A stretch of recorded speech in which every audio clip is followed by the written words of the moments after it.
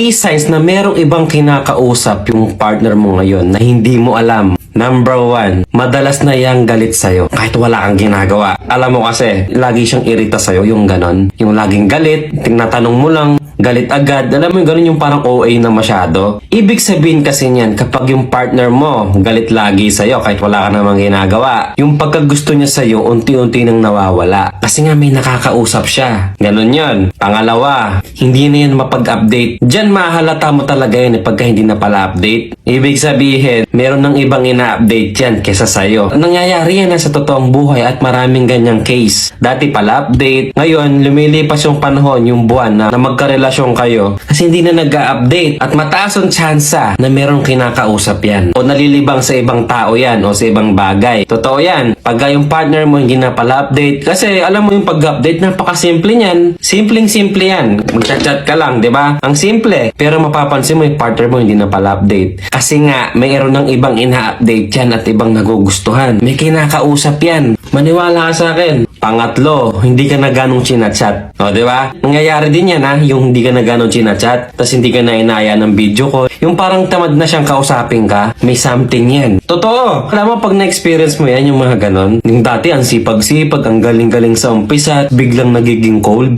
Pagka ganon, pagtuunan mo ng pansin yan, huwag mong iwalang bahala. Yung halimbawa, lagi nang irita sa'yo, hindi na pala update, hindi ka na ganong chinachat, dyan nagsisimula yan. Kumbaga, pinaparamdam niya sa'yo unti-unti na mawawala na siya. Huwag ka nagbubulag-bulagan pag may nararamdaman kang something, meron kang instinct na parang may mali. Kadalasan, totoo yun.